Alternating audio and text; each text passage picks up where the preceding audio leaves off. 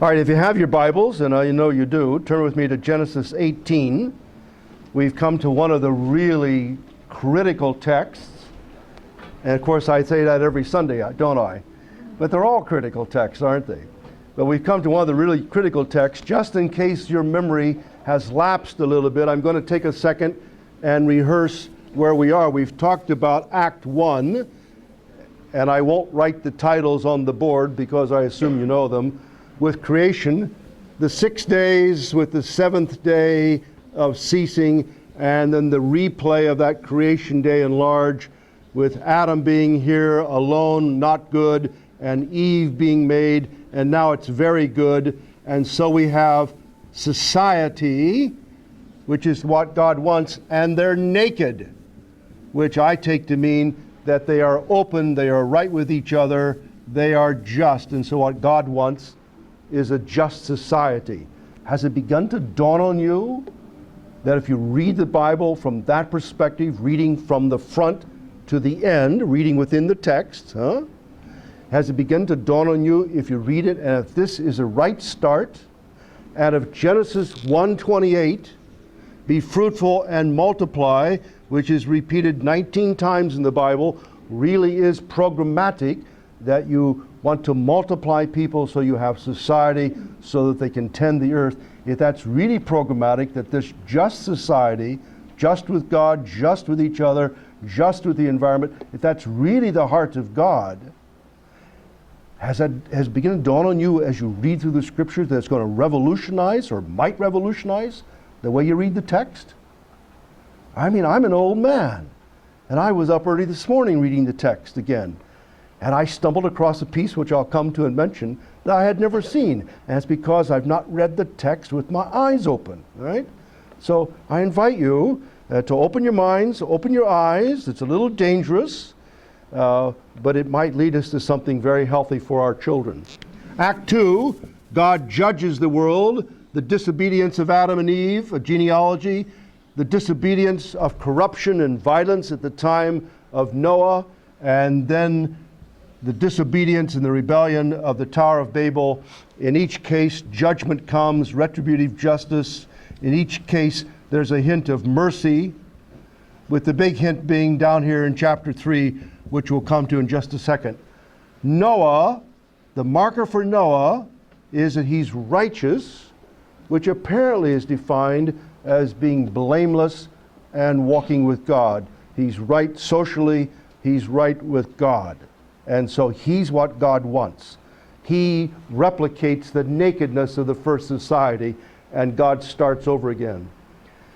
And then God narrows it down, and now God constructed, and I'm putting it in the past tense, although we're telling the story in the present tense, a great, and we'll see that again today, just, which is what we're focusing on today, and much, much later, holy nation, or as I would prefer to call it, a society. And we saw a week or two ago that in scene 1, which is the pioneers, that Abraham and Sarah, those first pioneers, that God said to them in Genesis 12, 2 and 3, a text that's repeated many, many, many times in Genesis and throughout the rest of the Bible, I will bless you, and I'm going to make you a great nation, and through you all the families on earth are going to be blessed. We know that, don't we? And then last week we began to see that expanded, and God said to Abraham in Genesis 15 that because he believed God, God said that's the right thing for you to be doing. And so Abraham is a just person. He's a righteous person. And I understood that to mean that he is said to be doing the right thing in society. I realize that's a bit controversial and a bit different than the way we might read it, but if we're reading within the story rather than reading backwards and imposing a presumed Pauline interpretation on the text, I think that's a fair reading within the larger context. And then Genesis 17, God says to Abraham, you're to be blameless. So the justice motif for Abraham is very clear. Now today with Genesis 18, 16 through 19, what happens is that Abraham is told that the justice motif for his family, his household, and we'll talk about that. I'll just put the word house here to hold it. That he's to teach them the way of justice and righteousness. So the thing is beginning to move. Now look with me at Genesis 18:16. 18:1 through 15 has been the three people appearing to Abraham in good fashion. He invites them for lunch, which must have taken him hours to prepare. They eat the lunch, and then in very good traditional fashion, Abraham is seeing them off his property. Look at verse 16. When the men got up to leave, they looked down towards Sodom, and Abraham walked them along the way to see them on their way. Do you see that?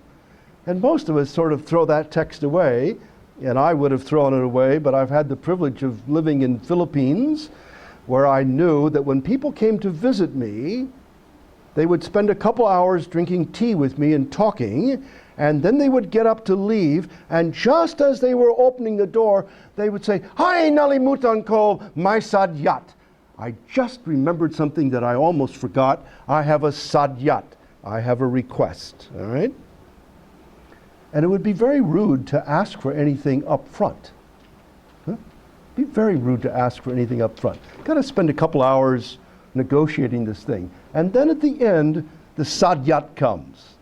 I think a great deal of the Bible is written with that in view. I think Romans is explained by that kind of understanding of how things work. And this text, these people had come not to tell Sarah that she's going to have a baby. I mean, they did tell her that, and we could see that coming. But the real burden of this is to talk about Sodom and Gomorrah, the wider world. And they wait to the last minute to bring up the sadyat. The other thing Abraham does that is very interesting, he walks them along the way. When I was a neophyte at NEGST, Africans very kindly invited me to their apartments and fed me all kinds of yummy things that you can't get at McDonald's and which are far more healthy. And then they would show me out the door, and they would walk me halfway across the campus to my apartment. Once or twice they walked me all the way home. Do you do that with your guests? In Minnesota, we open the door, shove them out, and slam the door in the wintertime. Huh? And in the summertime, we do the same thing because the mosquitoes will get you. I love Minnesota, but it's a rough place to live. You don't walk your neighbor anywhere. You just shove them out the door and slam the door quickly. And I remember saying to one of my students one time, you don't need to walk me home. I'm all right. I'm not afraid of the dark. You know, I can get home by myself. Oh, no, they said, we must walk you home. And I said, why? Oh, they said, we must walk you to the first river. And these were people from West Africa who had lived in the tribal area. And I said, what? They said, our custom is that when a friend comes to visit us, we walk them to the first river. And then they said to us, we always build our houses fairly near the river, which is quite understandable for many reasons. But it would have been rude. It would have been unhospitable. So this whole thing is about hospitality, which we lose. Serving meals, waiting until the end to ask the right question, walking your guests along. I'm just trying to give you some of the social flavor of this text, which is, really quite important because it tells you that things are now reaching the boiling point. And here it comes. Verse 17. Then the Lord, who's one of these three people, as we find out, said, shall I hide from Abraham what I'm about to do? And we know that he's going to do something to Sodom, and later Gomorrah is added. Now that's a good question, isn't it? Shall I hide from Abraham what I'm about to do to Sodom? Or to say it a bit differently, does Abraham have anything to do with Sodom? So here's Abraham living up on the highland, and Sodom is down in the lower land near the Dead Sea. Lot's living down there. He's moved down there in chapter 14, 15. And the question is, does Abraham up here safe, okay, does he have anything to do with the judgment that's about to fall upon Sodom? That's a good question, isn't it? And you can see how we might generalize that for ourselves. Well, the answer comes, and look at the answer. Isn't this interesting? Verse 18, Abraham will surely become a great and powerful nation. Do you hear the very clear echoing of Genesis 12 there? Yes. And it doesn't stop. And all the nations or all the families or all the ethnic groups on earth will be blessed through him. You hear that echo again, don't you? So it's what we discovered here with Genesis 12. God said, I'm going to bless you, and I'm going to make of you a great nation, and we begin to see it unfold very, very slowly. And through that nation, you will bring blessing to all the families of the earth. And so God said, shall I tell Abraham what I'm going to do to Sodom? And the answer is what? Well, the answer is yes. Why? Because here is God, here is the programmatic text, and down here, of course, as representative of the nations, is Sodom. We need a different pen, don't we? So, what's the relation between God and Sodom? And the answer is Abraham and the programmatic text. So the programmatic text controls and holds together what God is doing, and Abraham stands right in the center of it. Now, I think you probably understand that, don't you? But now look what he says next. Oh my goodness. The thing really focuses and sharpens. Verse 19, for, and it's a strong connective. It means exactly that. It's not and, it's for. For, because I have chosen. And it's the word for election. And notice how election works, at least in this text. For I have chosen him, I've chosen him to be my people, so that he will direct. Now the word direct is mamby-pamby, and I don't know why the NIV chose such a mamby-pamby word, because all the other places they translate the underlying Hebrew, it's the word command, all right? In the notes you'll see that. And it really means command. That really is what it's talking about. He says, so that he will command. Now you can command very politely, but you get the force of it. We don't want to lose that. I have chosen him so that he will command his children. Now how many children does he have? Well, it depends how you count, doesn't it? I mean, he does have Ishmael, doesn't he? He doesn't have Isaac, does he? I mean, he's not got many. He'll command his children. And then I must tell you, I have overlooked this all of my life, but I stumbled on it early this morning rereading the text, and his household. And so I went and looked up the Hebrew word. I mean, it's the right thing to do. Is it's the simple word, Beth, it's house. Who is his household? If you go back to 14:14, it's 318 armed men, isn't it? Who'll go after the 4 kings and rescue Lot. Do you remember that story? And then in chapter 17, the household are the people that he is told to circumcise. 17:2, he was told to circumcise all his household. Let's just think about that for a minute.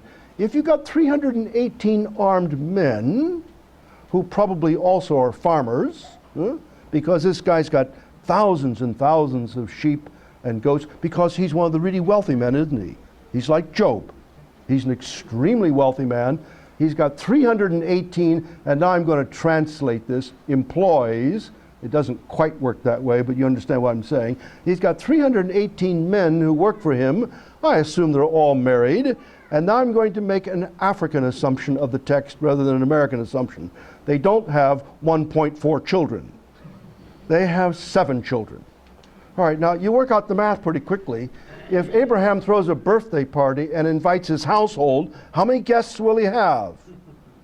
All right, that'll be the puzzler for next time. You can think about that, huh? It's like the feeding of the 5,000, except they didn't count everybody, did they? No, it's the feeding of the 35,000, if you count right. Huh? I mean, these are big numbers. So, and Abraham's being told to teach this larger set of people for whom he's responsible. All right, I'll just leave it at that. But you can think about that and think about some of the ramifications of it. And now we come to the punchline, all right? So that he will command his children and his household after him to keep the way of the Lord, to do the way of the Lord. Now, what does it mean, the way of the Lord? Now, I must tell you, the way I'm reading the text somewhat handicaps me, and you may not like that. What the commentators do is they take out the electronic concordance and they hit, tell me how many times the way of the Lord occurs, and you get all these, and so you move down to Psalms and Proverbs and the prophets, and you follow what I'm saying? And you read those understandings back into the text. Now, I'm trying not to do that. I'm limiting myself to saying the early readers knew the Pentateuch, the first 5 books. And the way of the Lord in the early section doesn't tell you too much, and it's a bit cryptic as to exactly what it means. Let me tell you what the 2 possibilities are. One of them is the way of the Lord means the conduct of the Lord, like paths. But the other possibility is the way of the Lord in the sense of the actions of the Lord, the way the Lord acts. So it could be the way the Lord behaves, it could be the way the Lord acts. I'm rather inclined to sort of hold on to both of them, at least for the present, because I don't think there's anything in the context that I can squeeze to get the meaning out of it, more than what we've already got. So I would say when he says to them to keep the way of the Lord, it would mean both, a matter of conduct and of action, probably. And then we come to our words finally. By doing, and the word doing is very important here, what is right and just.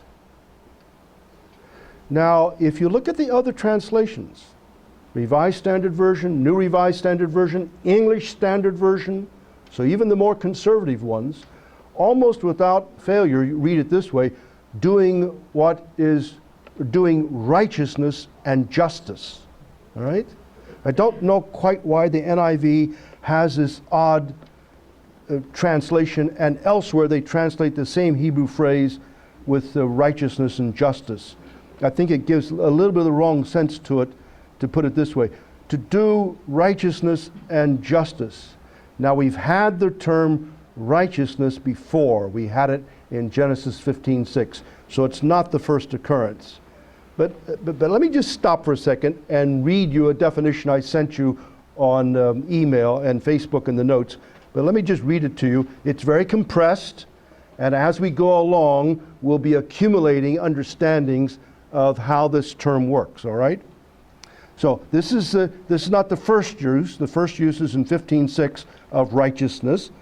And I dare not pronounce a Hebrew word in front of such an expert, but zadakah is what it usually sounds like, or something like that. But I probably have a southern accent. Here is a very short definition to elaborate this use. In very general terms, zadakah and the word group related to it. Now I try to stay with this, but the SDQ. Hebrew usually has 3 consonants. The vowels are not there, they're added later, and so usually Hebrew words will have 3 letters. And so the SDQ root, the words associated with that, have to do both, and here I'm quoting a dictionary now, both with active and stative. Now, stative is sort of the dictionary way of saying state of being. So both has to do with action and with sort of a state of being. Meanings. One acts righteously, and one can be righteous. Now, let me just tell you what I think is perhaps new for you. It was new for me. I've always thought of righteousness, right, as being basically a matter of conduct, right? He's righteous. Noah's righteous. We think, oh, he behaved right. He didn't cheat. He told the truth, etc. And that's clearly correct.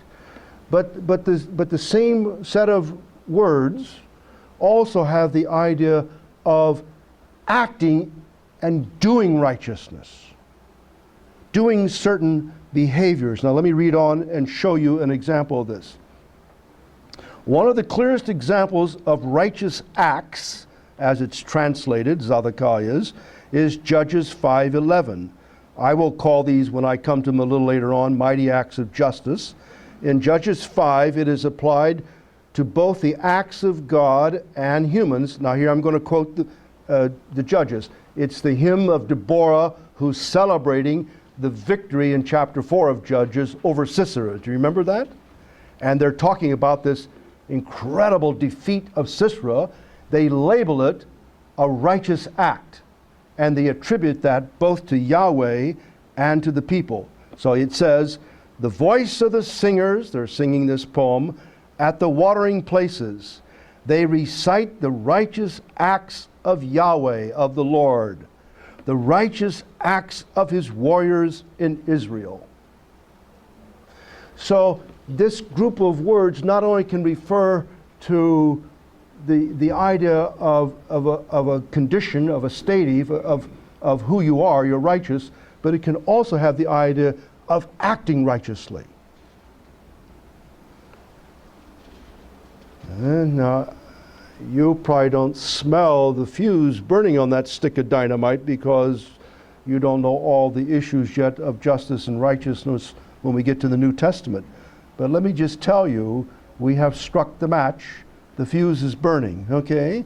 It may not go off for several years, but I will come back to this, and I will remind you that righteousness, part of it, can have a very dynamic piece to it. Now we come to the new word, just, or justice.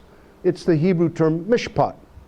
And it belongs to the SPT word group, which is translated to judge or to bring justice. This is the first use of the term in the Hebrew text. And let me read you again from the dictionary a short definition. Mishpat is a verbal noun. That is, it has the idea of action. Writing is a verbal noun related to write, all right? So it's a verbal noun, has the idea of doing something. It is derived from the verb shapat, SPT, which we will come back to in due course, actually next Sunday. Will not the judge of all the earth do right? The word judge is the one doing justice. Mishpat occurs 425 times.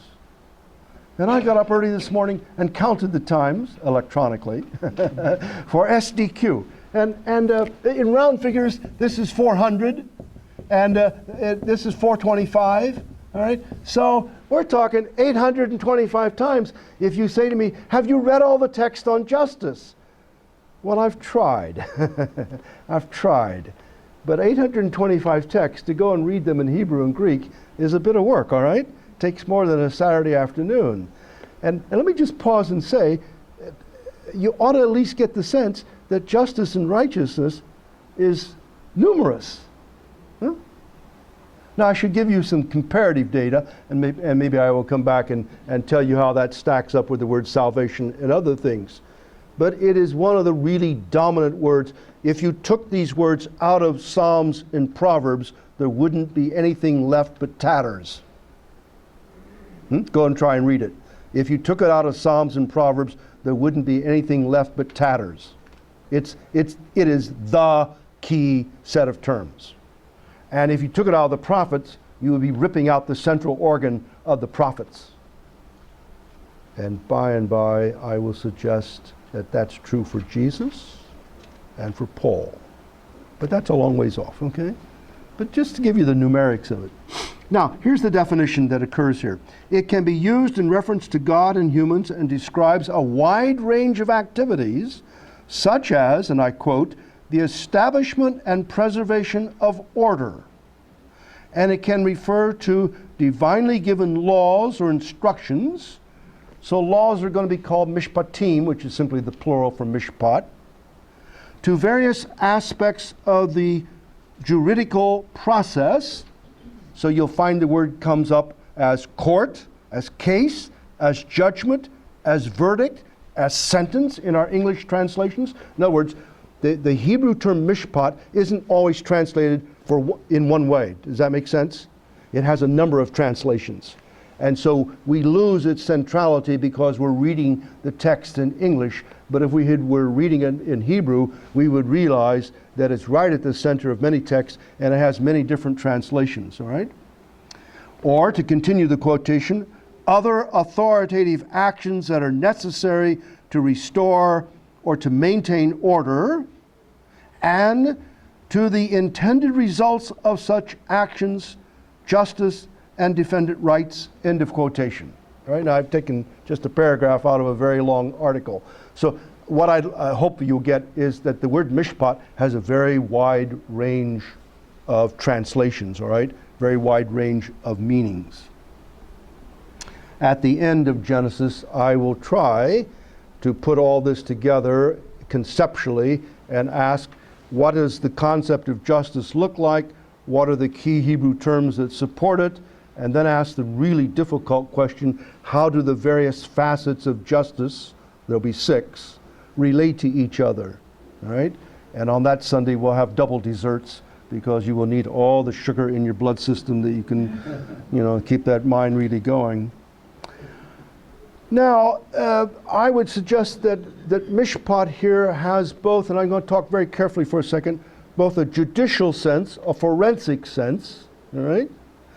But it also, which would be translated judge, but it also has a broader sense with the idea of to rule, and includes the actions of execution of retributive and distributive justice.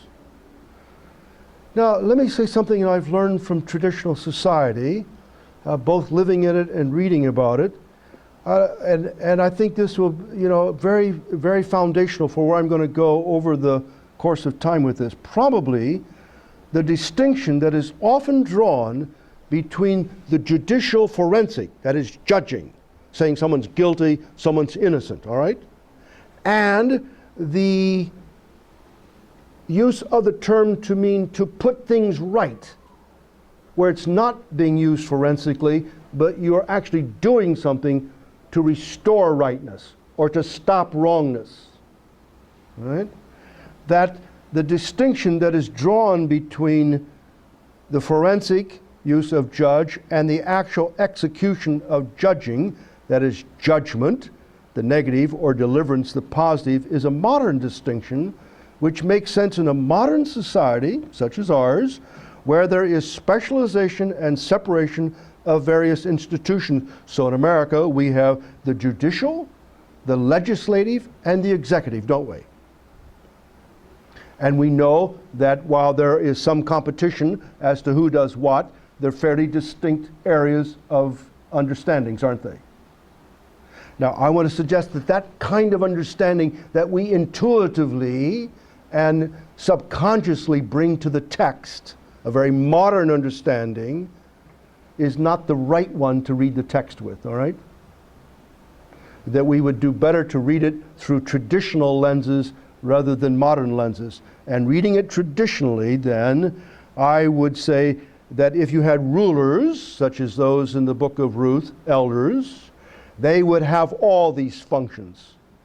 They would make laws, they would enforce laws, they would execute laws, they would do all these things, and the distinction between these that we make very sharply would be blurred. Or if you had a single ruler, such as a ruler or a tribal chief or a king, he makes laws, he makes decisions based on laws, he carries out the execution of the laws in some cases, and I think to hold on to that, if you just hold it for a couple weeks, when I try to put it all together and ask how the pieces relate to each other, it will help us, all right? Most of the modern Western textbooks that deal with justice try to make fairly sharp distinctions between forensic justice and actual justice. And in so doing, I think that they're reading it through a grid that is not really conducive to what the text itself is saying. Now, this is the first use of righteousness and justice together.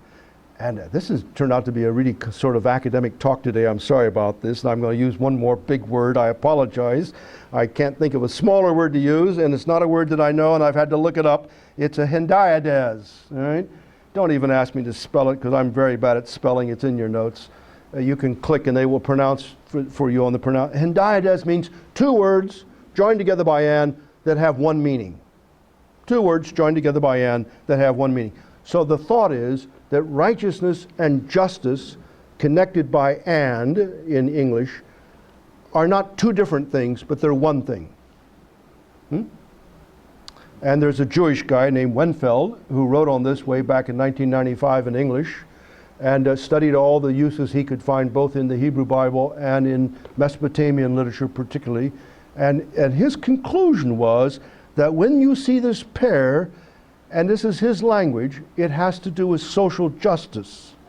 Now I think by that he means both right behavior but also right activity in the social justice area. I started out to read all of the pairs, and I spent 3 months reading them in Hebrew and Greek, and I ran out of energy and I quit. And I need to go back and finish that. There's a doctoral dissertation here waiting for some young person to do. It's not going to be me. But I'm curious about this as a scholar. Now, let me speak as a scholar once more very quickly.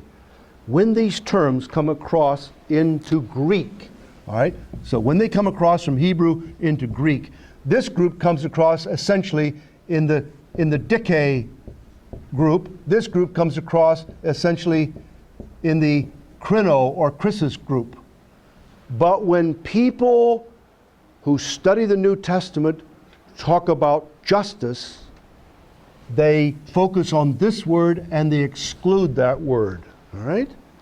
Now, at the risk of being misunderstood, the New Interpreter's Dictionary of the Bible, which is a premier dictionary, when you look up the article on justice, New Testament, the person who writes the article only deals with that word, which means they wipe out masses of justice material in the New Testament. And the discussion gets narrowed down to the Dike group, which is usually rendered righteousness. Now, hold on to that for several years, and I will come back to it, all right? There's another doctoral dissertation there. I don't know of any doctoral dissertation that takes that seriously. I mean, I think people know that, but they don't really work on that. Now, I'm going to skip a little bit here because we're about out of time, and I just want to come to the conclusion. All right, let me read on a little bit. Let me back up to verse 19. Shall I tell Abraham about Sodom? Yes, I'm going to make of him a great nation. He's going to be a blessing to these people. For I have chosen him so that he will command his children and all the people who live together with him, several thousand, to keep the way of the Lord by doing righteousness and justice, so that by so doing that, the Lord will bring about for Abraham what he has promised. What has he promised? To make him a just nation and to make him a blessing. So I want to suggest for you that the blessing that Abraham is going to be to the surrounding nations is predicated on the fact that he and his family are going to be just. Now let me say that again. The blessing that he's going to bring to the nations, it has to have in place to work a nation that's just. Now you say, exactly how does that work? I don't think this text really makes it clear.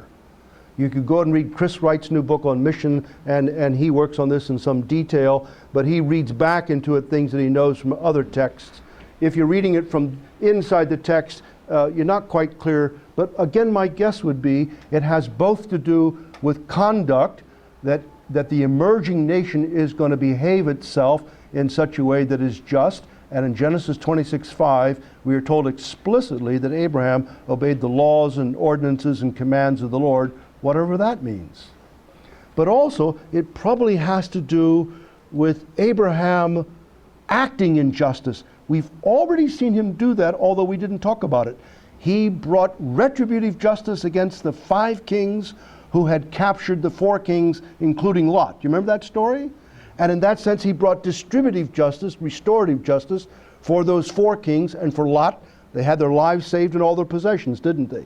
Now, the text doesn't use the justice vocabulary, but you can see Abraham doing justice. And so I suggest both of those are important, and we'll want to hold on to them. At this point, it's still a bit cryptic. The thing is just beginning to emerge, but that's not bad. Now, let me summarize everything in one sentence, all right? I know that you perhaps have dozed off, so open both eyes now, all right? Here comes the whole sermon in one sentence. Has been a bit sermonic, hasn't it? Sorry about that. I would say the text says to us that if God is going to accomplish his purposes through Abraham on earth, Abraham must teach, command his whole house the way of the Lord, which is justice and righteousness.